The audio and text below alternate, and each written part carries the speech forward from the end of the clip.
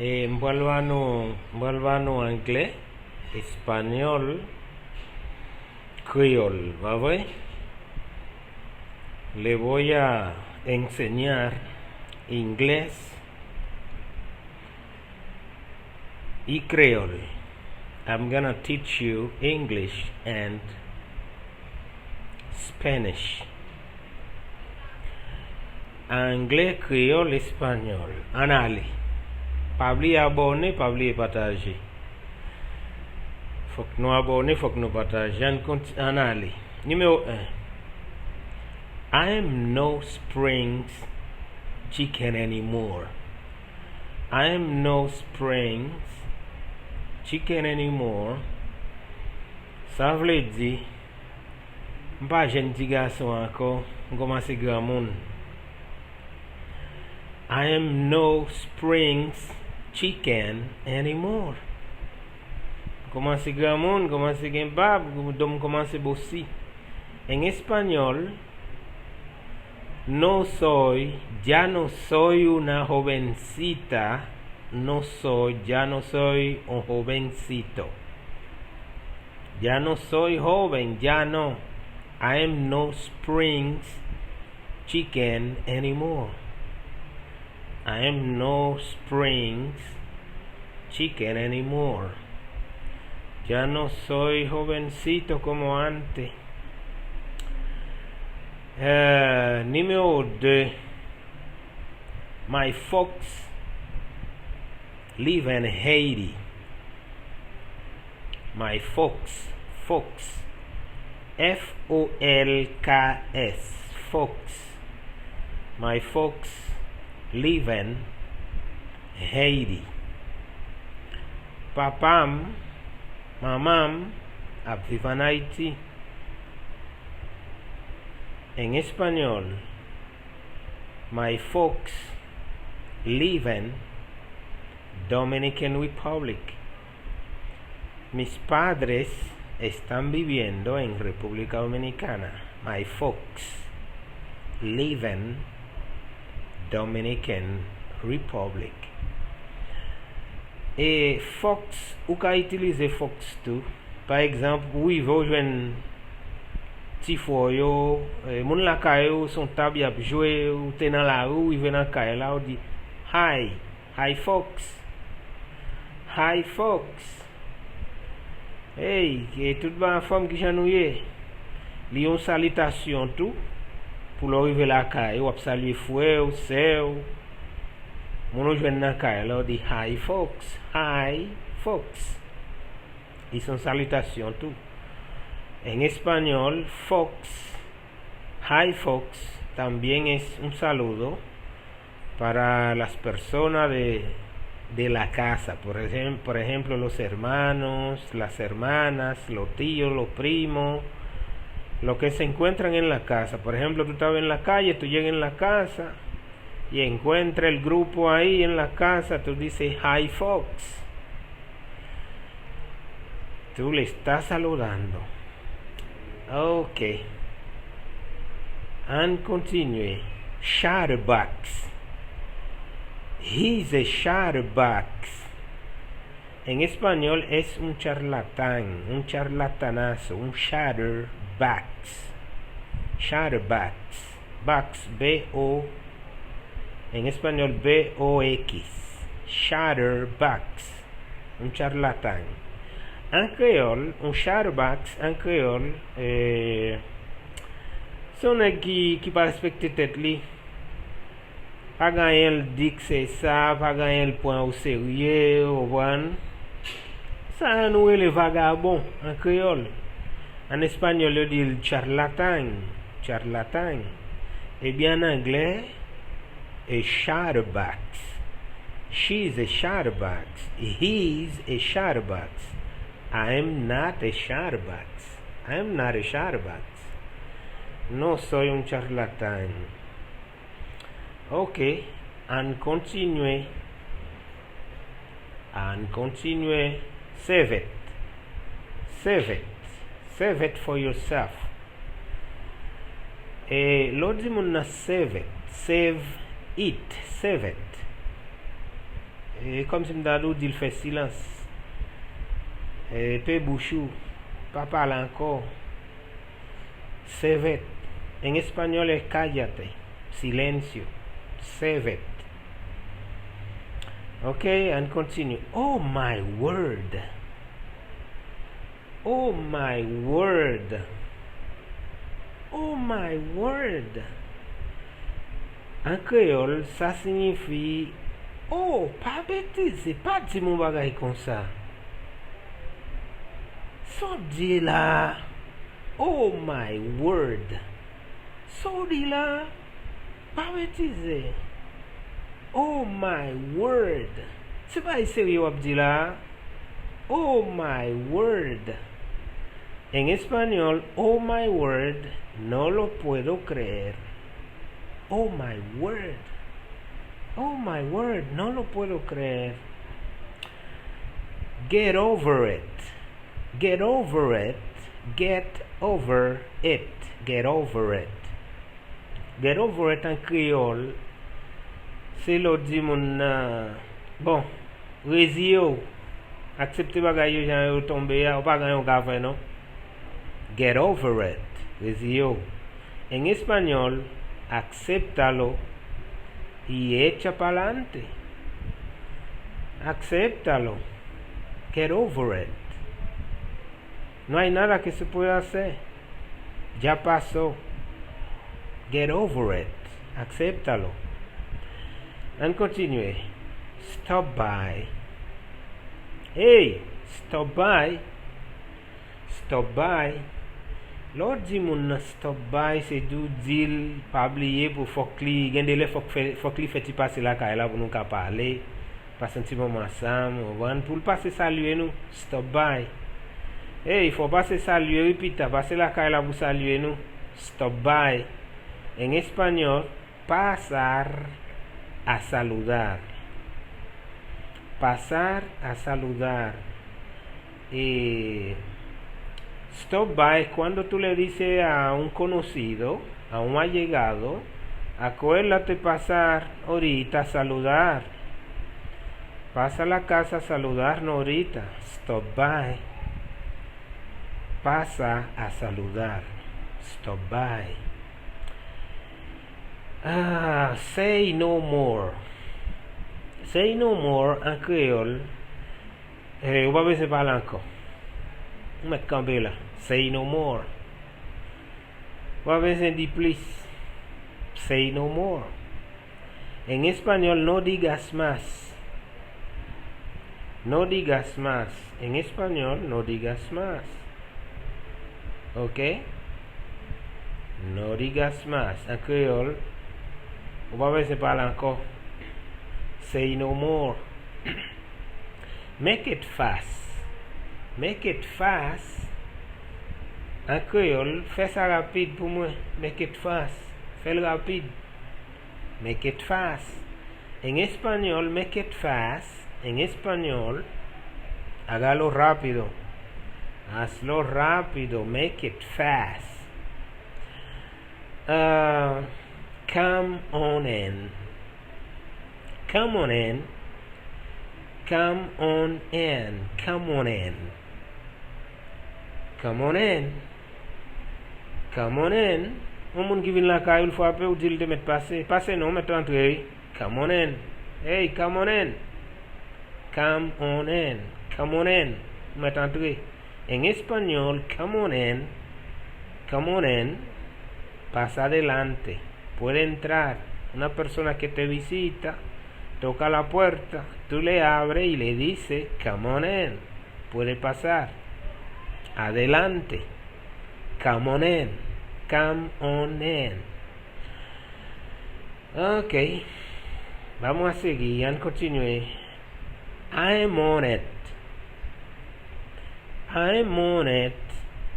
En español es yo me encargo. I'm on it. I am on it. It. I'm on it. Yo me encargo. En créole, va a ver si va a estar tu problème. Non, ma pas occupé de ça. I'm on it. Ma pas occupé de ça, hein? Moi en charge de ça. I am on it. On continue. Beats me. Beats me, c'est le... C'est là où on va comprendre nos bagages. Mon don va comprendre. Beats me, va comprendre. Beats me, va comprendre. No va comprendre ce dia. Beats me. En español, no entiendo. Beats me. B-E-A-T-S. Beats. Beats me. Beats me, va comprendre. No entiendo, no comprendo. Beats me. No entiendo. Beats me. Okay, and continue. If I were you, I'd find a new job. If I were you, I'd find a new job. Si yo fuera usted, buscaría otro empleo. Si yo fuera usted, buscaría otro empleo. If I were you, I would find a new job. I'd find a new job. Si je suis en place, je vais changer de job, ça m'a fait pour l'autre, chercher un autre job. Si je suis en place, je vais changer de job, ça, je vais chercher un autre. If I were you, I'd find a new job. Okay? Keep me posted. Keep me posted en español, manténgame informado. Manténgame informado. En créole, informez-moi. Qu'aimer m'informer. Keep me posted. Keep me posted. En español, manténgame informado. Keep me posted. En créole, keep me posted. Qu'aimer m'informer. Toujours informé, toujours bonne nouvelle. Keep me posted. D'accord? C'est mode. Same mode. Ou bien, same as usual. C'est synonyme et même barré là. C'est soit dit same mode, ou bien on dit same as usual. Ça signifie. C'est là où il vient au restaurant. Par exemple, un restaurant habituel là-dedans, on koto toujours à manger, c'est là toujours à manger, puis là il va chita, puis mon cap servi manger avec une koto lui dit et soit manger aujourd'hui, ou dit ou mettre pour te même bagaille au moins, même bagaille ou toujours connaît yo. Ça me toujours manger yo. Pour même bagaille là pour moi. Same mode. Si vous voulez dire same mode ou dire same as usual. Et même bagaille là ma point. En español, same as usual, lo mismo de siempre. Same as usual. O same mode. En continue. Vamos a seguir. Best of luck. Best wishes. Best of luck, best wishes. Et en créole, c'est même bagaille là. C'est soit on dit best of luck ou bien on dit best wishes. Best wishes, best of luck. Et là, on dit mon bonne chance en créole. C'est soit on dit best wishes ou bien on dit best of luck. Bonne chance. Que tout bagaille sorti bien pour lui. En espagnol, best wishes, best of luck son sinónimos. Tú puedes usar cualquiera de los dos. Best wishes o best of luck. Significan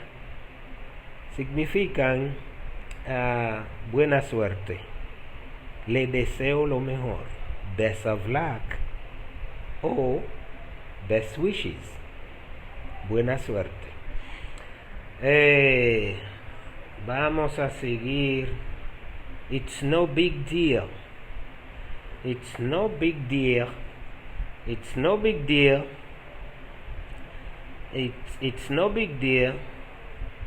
en español no es tan importante. No vale la pena que me sacrifique por eso. No vale la pena, no es tan importante. It's no big deal. It's no big deal. No es tan importante. En creole, it's no big deal. L'écrit deal. D-E-A-L. It's no big deal. It's no big deal. Ça pas trop important, non? Bah, va être mes problèmes pour ça. Bah, ça va être mes problèmes pour ça, ça va trop important. It's no big deal.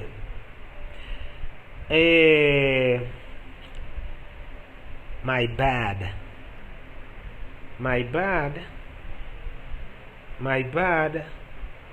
C'est le monde bon vert là, puis vers tomber dans mon lit casé.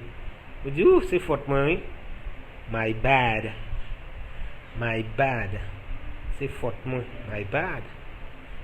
C'est faute pas. En espagnol es mi culpa. My bad. My bad en español es mi culpa. Por ejemplo, a alguien le pasa un vaso con hielo, un vaso de agua, un vaso con agua. Alguien le pasa un vaso con agua y se le cayó el vaso y se rompió. Y tú le dices, wow, es mi culpa. My bad. Es mi culpa. Ok. No harm done.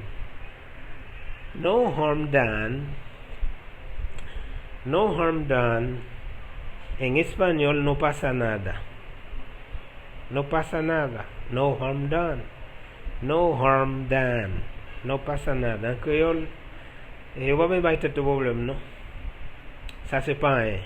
No harm done. No harm. H-A-L-M. No harm done. No pasa nada. En créole, no harm done. On va même pas être de problème, ça c'est pas un. No harm done. I owe you big time. C'est l'homme moun fait toute la vie la fin pile belle bagaille pour moun qui toujours payer dans la vie hein, et que ou gagne reconnaissance. Ou toujours en dette ensemble avec et bien en anglais ou dit I owe you big time. C'est l'homme moun a reconnaissance pour dire ou toujours en dette ensemble avec. I owe you big time. En español, siempre voy a estar en deuda con usted. I owe you big time. Siempre voy a estar en deuda con usted. Siempre estaré agradecido con usted. I owe you big time. Many thanks es muchas gracias. Many thanks. Muchas gracias. En créole, merci en pile. Many thanks. On continue, mes amis. Vamos a seguir. Never mind es no importa. Never mind. No me interesa. Me tiene sin cuidado. En créole, no hay problema ça, ¿no? Ça va importar moi. Never mind. Ça va importar moi.